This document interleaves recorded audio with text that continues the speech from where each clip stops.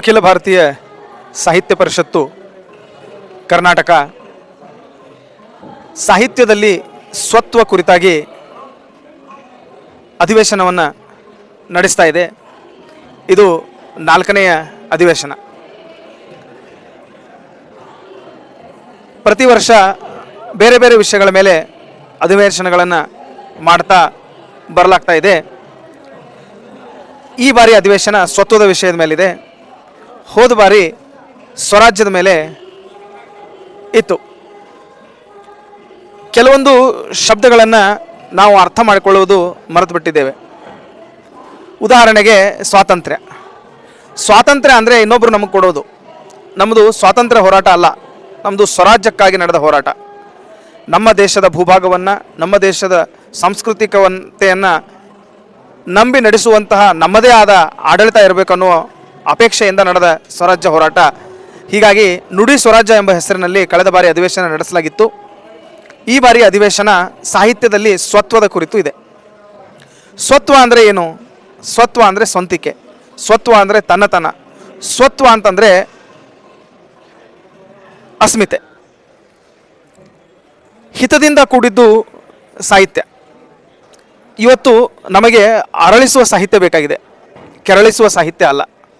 ಹೀಗಾಗಿ ಹೃದಯ ಕಮಲ ಅರಳಿಸುವ ಸಾಹಿತ್ಯವನ್ನು ಪ್ರಚಾರ ಮಾಡುವ ಉದ್ದೇಶದಿಂದ ಅಖಿಲ ಭಾರತೀಯ ಸಾಹಿತ್ಯ ಪರಿಷತ್ತು ಕೆಲಸ ಮಾಡ್ತಾ ಇದೆ. ನಾವು ಪಶ್ಚಿಮಕ್ಕೆ ಹೊರಳಿದೆವು, ಪೂರ್ವವ ಮರೆತೆವು. ಹೀಗಾಗಿ ಉತ್ತರ ಕಾಣದ ಹಲವಾರು ಪ್ರಶ್ನೆಗಳು ನಮ್ಮ ಮುಂದಿವೆ. ದಕ್ಷಿಣೆ ಹಾಕಿದ್ರೂ ನಮಗೆ ಉತ್ತರ ಸಿಗಲಾರದಷ್ಟು ನಾವು ದೂರ ಬಂದಿದ್ದೇವೆ. ಹಾಗಾದರೆ ನಾವು ನಮ್ಮತನವನ್ನು ಕಳೆದುಕೊಂಡದ್ದು ಎಲ್ಲಿ ಅಂತ ಹುಡುಕ್ತಾ ಹೋದರೆ 800 ವರ್ಷಗಳ ಮೊಘಲರ ದುರಾಡಳಿತ, 200 ವರ್ಷಗಳ ಬ್ರಿಟಿಷರ ದಬ್ಬಾಳಿಕೆ, ಇವುಗಳಲ್ಲಿ ನಮ್ಮ ಸ್ವತ್ವ ಎಂಬ ನಿಗಿ ಕೆಂಡ ಅಜ್ಞಾನವೆಂಬ ಬೂದಿ ಮುಚ್ಚಿದಂತಾಗಿದೆ. 1947 ಇಸ್ವಿಯಲ್ಲಿ ಬ್ರಿಟಿಷರು ಬಿಟ್ಟು ಹೋದರು, ಇಂಗ್ಲೀಷ್ ಬರೋರ ಕೈಯಾಗ ಅದನ್ನು ಕೊಟ್ಟು ಹೋದರು. ಅವರೆಲ್ಲ ಕೂಡಿ ಐತಿಹಾಸಿಕವಾಗಿ ಸಾಹಿತ್ಯಿಕವಾಗಿ ಮಾಡಿದ ಬಾನಡಿಗಳನ್ನು ಸರಿಪಡಿಸಿಕೊಳ್ಳುವುದು ಇಂದು ತುಂಬ ಕಷ್ಟಕರವಾಗಿದೆ. ನಮ್ಮವರೇ ಆದ ಕಮ್ಯುನಿಸ್ಟರು ಮಾಡಿದ ಅನೇಕ ವಿರೂಪಣೆಗಳಿಂದ ಸಾಹಿತ್ಯ ಲೋಕ ತಲ್ಲಣಿಸಿದೆ. ಯಾವುದು ಸೃಜನಶೀಲತೆ? ತನ್ನತನವನ್ನು ಮರೆತು ಹೋಗುವುದು ಸೃಜನಶೀಲತೆಯ ಎಂಬ ಪ್ರಶ್ನೆ ನಾವು ಕೇಳಿಕೊಳ್ಳಬೇಕಾಗಿದೆ.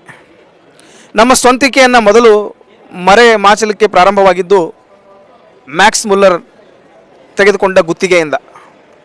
ಭಾರತದ ಸಾಹಿತ್ಯವನ್ನು ಓದುವ ನೆಪದಲ್ಲಿ ಆತ ಅದರ ಅರ್ಥಗಳನ್ನು ತಿರುಚಿ ಅಪಾರ್ಥಗಳನ್ನು ಸೇರಿಸಿ ಅನರ್ಥ ಮಾಡಿದ.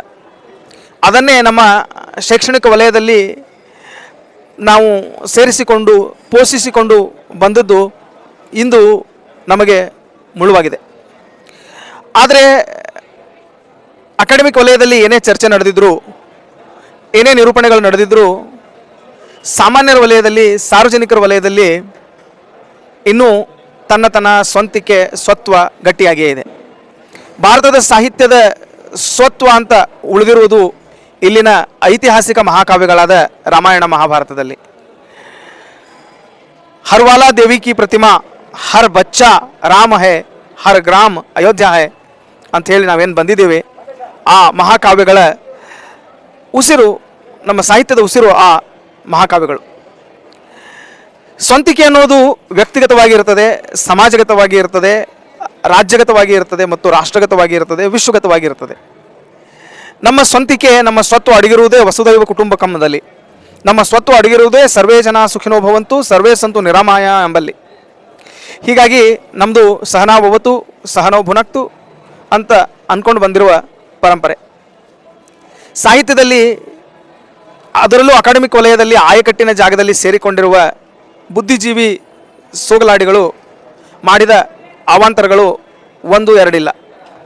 ನಮ್ಮ ಸ್ವತ್ವವನ್ನು ಕಳೆದುಕೊಳ್ಳಲಿಕ್ಕೆ, ಅಸ್ಮಿತೆಯನ್ನು ಕಳೆದುಕೊಳ್ಳಲಿಕ್ಕೆ, ಬೇರೆಯದೇ ಆದ ನಮ್ಮದಲ್ಲದ ನಮ್ಮ ಮುಸುಕನ್ನು ಹಾಕಿಕೊಳ್ಳಲಿಕ್ಕೆ ಇವರು ಸಾಕಷ್ಟು ಪ್ರಯತ್ನ ಪಟ್ಟಿದ್ದಾರೆ. ಆದರೆ ಇವುಗಳೆಲ್ಲದರ ಹೊರತಾಗಿ ಸಂತೋಷ ಕೊಡುವ ಸಾಹಿತ್ಯ ಬೇಕು. ಒಮ್ಮೆ ಚರ್ಚೆ ನಡೀತಂತೆ, ಎಲ್ಲಕ್ಕಿಂತ ಶ್ರೇಷ್ಠ ಯಾವುದು ಅಂತ. ರಸೋ ವೈ ಸಹ ಅನ್ನುವ ನಿರ್ಣಯ ಬಂತಂತೆ. ಆ ಸಾಹಿತ್ಯದ ರಸಗ್ರಹಣವನ್ನು ಸ್ವಂತಿಕೆಯಿಂದ ಮಾಡಿದಾಗ ಈ ಸ್ವತ್ವದ ಅನಾವರಣವಾಗುತ್ತೆ. ಇಂತಹ ಒಂದು ಪ್ರಯತ್ನ ಯಶಸ್ವಿ ಆಗುತ್ತೆ. ಹೀಗಾಗಿ ಸಾಹಿತ್ಯದಲ್ಲಿ ಸ್ವಂತಿಕೆಯನ್ನು, ತನ್ನತನವನ್ನು, ರಾಷ್ಟ್ರೀಯತೆಯನ್ನು, ಮಹಾಕಾವ್ಯಗಳ ತಿರುಳನ್ನು ಬಳಸಿಕೊಂಡು ನಾವಿಂದು ಹೊಸ ಸಾಹಿತ್ಯ ವಲಯವನ್ನು ಕಟ್ಟಬೇಕಾಗಿದೆ. ನಾನು ಕೊನೆಯದಾಗಿ ಒಂದು ಮಾತು ಹೇಳ್ತೇನೆ. ಕನ್ನಡದಕ್ಕಾಗಿ ಕೈ ಎತ್ತು ನಿನ್ನ ಕೈ ಕಲ್ಪವೃಕ್ಷವಾಗುವುದು ಅಂತ ಏನಿದೆಯೋ ಅಂತಹ ಕನ್ನಡಕ್ಕಾಗಿ ಕೈ ಎತ್ತಿ ಕಲ್ಪವೃಕ್ಷ ಮಾಡಿಕೊಳ್ಳುವ ಪ್ರಕ್ರಿಯೆಯನ್ನು ಪ್ರಾರಂಭ ಮಾಡಿದವರು ಆಲೂರು ವೆಂಕಟರಾಯರು. ಕರ್ನಾಟಕ ಕುಲಪುರೋಹಿತರಂತೂ ಕರೀತಾರೆ ಅವ್ರಿಗೆ. ಅವ್ರು ಏನು ಮಾಡಿದರು ಅಂದರೆ ಹಂಪಿಗೆ ಎಲ್ಲ ಜನರ ಸಾಹಿತಿಗಳನ್ನು ಕರೆದುಕೊಂಡು ಹಾಳಾಗಿ ಹಂಪಿಯನ್ನು ತೋರಿಸಿ ಒಂದು ಕಾಲದಲ್ಲಿ ಇಡೀ ಜಗತ್ತಿಗೆ ಮಾದರಿಯಾಗಿದ್ದ ಹಿಂದುವಿ ಸಾಮ್ರಾಜ್ಯ ವಿಜಯನಗರ ಈ ದುಸ್ಥಿತಿಗೆ ಬಂದಿದೆ, ನಾವು ಕನ್ನಡಿಗರು ನಮ್ಮ ಅಸ್ಮಿತೆಯನ್ನು, ನಮ್ಮ ಸ್ವಂತಿಕೆಯನ್ನು, ಸ್ವತ್ವವನ್ನು ಮರೆತಿದ್ದು ಎಲ್ಲಿ ಅಂತ ಎಚ್ಚರಿಸಿದಾಗ ಆವಾಗಿನಿಂದ ಕನ್ನಡದ ಎಲ್ಲ ಜನ ಕನ್ನಡದ ಬಗ್ಗೆ, ಕರ್ನಾಟಕದ ಬಗ್ಗೆ ಬರೀಲಿಕ್ಕೆ ಮಾಡಿದರು. ಹೀಗಾಗಿ ಒಂದು ಚಳುವಳಿಯೇ ಅದು ನಡೆದು ಹೋಯಿತು. ಅದೇ ರೀತಿ ಈಗ ಸಾಹಿತ್ಯದಲ್ಲಿ ಸ್ವತ್ವದ ಚಳುವಳಿ, ಕಮ್ಯುನಿಸ್ಟ್ ಬೂದಿಯನ್ನು ಹೊರಹಾಕುವ ಚಳುವಳಿ ನಡೆಯಬೇಕಾಗಿದೆ. ಹೀಗಾಗಿ ಎಲ್ಲ ಲೇಖಕರು ಸ್ವತ್ವವನ್ನು ಅನಾವರಣ ಮಾಡಿಕೊಂಡು ಹನುಮಂತನಿಗೆ ಹೇಗೆ ಜಾಂಬುವಂತನಿಂದ ಸ್ವತ್ವ ಬಂತೋ ಹಾಗೆ ಸಾಹಿತಿಗಳಿಗೆ ರಾಷ್ಟ್ರೀಯತೆ ಎಂಬ ಸ್ವತ್ವ ಬಂದಾಗ ಮಾತ್ರ ಈ ಒಂದು ಸ್ವತ್ವದ ಅನಾವರಣವಾಗಿ ಇದು ಯಶಸ್ವಿ ಆಗ್ತದೆ. ನಾಲ್ಕನೇ ಸಾಹಿತ್ಯ ಅಧಿವೇಶನದಲ್ಲಿ ಒಟ್ಟು 4 ಪುಸ್ತಕಗಳು ಬಿಡುಗಡೆಯಾಗಿವೆ. ಒಂದನೇದು ಸಹಿತ ಸ್ವತ್ವ ಅಂತ. ಇದರಲ್ಲಿ 21 ನಾಡಿನ ಹೆಸರಾಂತ ಲೇಖಕರು ಸ್ವತ್ವದ ಕುರಿತಾಗಿ ಲೇಖನಗಳನ್ನು ಬರೆದಿದ್ದಾರೆ. ಇನ್ನೊಂದು ಪುಸ್ತಕ ಸಹಿತ ವ್ಯಕ್ತ ಅಂತ.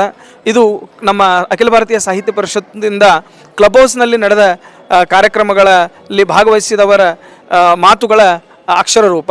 ಇದರೊಂದಿಗೆ ಅಹಲ್ಯಾಬಾಯಿ ಹೋಳ್ಕರ್ ಅವರ ಜೀವನಗಾಥೆಯ ನಾಟಕ ಒಂದು ಪ್ರಕಟವಾಗಿದೆ ಮತ್ತು ಅಖಿಲ ಭಾರತೀಯ ಸಾಹಿತ್ಯ ಪರಿಷತ್ ಇಲ್ಲಿವರೆಗೆ ನಡೆಸಿದ ಕಾರ್ಯಕ್ರಮಗಳ ಕೈಪಿಡಿ ಒಂದು ಪ್ರಕಟವಾಗಿದೆ. ಸಹೃದಯರು ಪುಸ್ತಕಗಳನ್ನು ಸ್ವೀಕರಿಸಬೇಕು ಅಂತ ಕೇಳ್ತಾರೆ. ಸಾಮಾನ್ಯವಾಗಿ ಎರಡು ಮುಖ್ಯ ವಿಷಯವೇ. ಒಂದು, ಭಾರತದ ಎಲ್ಲ ಭಾಷೆಗಳು ಅಕ್ಕ ತಂಗಿಯರಿದ್ದಂತೆ ನಾವು ನಮ್ಮ ತಾಯಿಯನ್ನು ಪ್ರೀತಿಸ್ತೇವೆ, ನಮ್ಮ ತಾಯಿಯ ತಂಗಿಯಂದರೆಯನ್ನು ಗೌರವಿಸ್ತೇವೆ ಅನ್ನೋದು ಒಂದು. ಎರಡನೇದು, ಸಾಹಿತ್ಯವನ್ನು ಜನಸಾಮಾನ್ಯರೆಡೆಗೆ ಒಯ್ಯಬೇಕು. ನಾವು ಅಕಾಡೆಮಿಕ್ ವಲಯದಿಂದ ಸಾಹಿತ್ಯವನ್ನು ಹೊರಗೆ ತರಬೇಕು ಅಂತ ಏನಿದೆಯೋ ಆದ ರೀತಿಯಾಗಿ ನಮ್ಮ 30 ಜಿಲ್ಲೆಗಳಿವೆ. 30 ಜಿಲ್ಲೆಗಳಲ್ಲಿ ನಮ್ಮ ಸಮಿತಿಗಳಿವೆ. 175ರಲ್ಲಿ ಕನಿಷ್ಠ ಒಂದು 70 ತಾಲೂಕುಗಳಲ್ಲಿ ನಮ್ಮ ಸಮಿತಿಗಳಿವೆ. ಒಟ್ಟು ನಮ್ಮಲ್ಲಿ 2000ದಿಂದ 3000 ಜನ ಕಾರ್ಯಕರ್ತರಿದ್ದಾರೆ. ಇದೊಂದು ರೀತಿ ಮೌನ ಸಂಕ್ರಾಂತಿ ಅಂತ ಕರಿಬೋದು. ಅದು ಸಾಕಾರ ಆಗೇ ಬಿಡ್ತದೆ ಅಂತ ಹೇಳಲಿಕ್ಕೆ ಆಗಲ್ಲ, ಆದರೆ ಆ ಪ್ರಯತ್ನದಲ್ಲಿ ನಾವು ಇದ್ದೇವೆ ಅಂತ ಹೇಳ್ಬೋದು. ಒಟ್ಟು ನಮ್ಮ ಸಾಹಿತ್ಯ ಪರಿಷತ್ ಹೆಂಗೆ ನಡೀತದೆ ಅಂದರೆ 3 ದೃಷ್ಟಿಯಲ್ಲಿ ನಡೀತದೆ. ಒಂದು, ಸಮಿತಿ ಏನು ಮಾಡ್ತದೆ, ಜಿಲ್ಲಾ ಮಟ್ಟದಲ್ಲಿ, ತಾಲೂಕು ಮಟ್ಟದಲ್ಲಿ, ರಾಜ್ಯ ಮಟ್ಟದಲ್ಲಿ ಸಮಿತಿಗಳಿವೆ. ಇವು ವಿಚಾರ ಸಂಕಿರಣಗಳನ್ನ, ಸಮ್ಮೇಳನಗಳನ್ನ, ಕಾರ್ಯಕ್ರಮಗಳನ್ನು ಮಾಡ್ತವೆ. ಅದಾದ ನಂತರ ನಮ್ಮದು ಒಂದು ಚಿಂತನಕೂಟ ಅಂತ ವ್ಯವಸ್ಥೆ ಇದೆ. ಅಲ್ಲಿ ಸಾಹಿತಿಗಳನ್ನು ಬೆಳೆಸಲಿಕ್ಕೆ ಒಂದು ವ್ಯವಸ್ಥೆ ಮಾಡಿದ್ದೇವೆ. ಇನ್ನೊಂದು ಘಟಕ ಅಂತಿದೆ. ಅಲ್ಲಿಯೂ ಸಹಿತ ಒಂದು ಚಿಕ್ಕ ಗುಂಪುಗಳಲ್ಲಿ ಸೇರಿಕೊಂಡು ಸಾಹಿತ್ಯದ ಒಂದು ಅಧ್ಯಯನವನ್ನು ಮಾಡಿ ಹೆಚ್ಚಿನ ಹೊಸ ಕವಿಗಳನ್ನು, ಲೇಖಕರನ್ನು ತಯಾರು ಮಾಡತಕ್ಕಂಥ ಕೆಲಸವನ್ನು 3 ಆಯಾಮದಲ್ಲಿ ಮಾಡ್ತೇವೆ. ಇದು 3 ವರ್ಷದ ಒಂದು ಕಾರ್ಯಕ್ರಮ, ಇದು ಕಾರ್ಯಕ್ರಮ ಅಷ್ಟೇ. ಆದರೆ ನಮ್ಮ ನಿರಂತರ ಕಾರ್ಯಕ್ರಮಗಳು ಪ್ರತಿ ತಿಂಗಳ ನಡೀತವೆ. ಒಂದು ವರ್ಷದಲ್ಲಿ ಕನಿಷ್ಠ ಎಲ್ಲ ಸಮಿತಿಗಳಿಂದ ಒಂದು 500 ಆದರೂ ಕಾರ್ಯಕ್ರಮಗಳು ನಡೀತಾವೆ ನಮ್ಮದು. ಧನ್ಯವಾದ. ನಮಸ್ಕಾರ.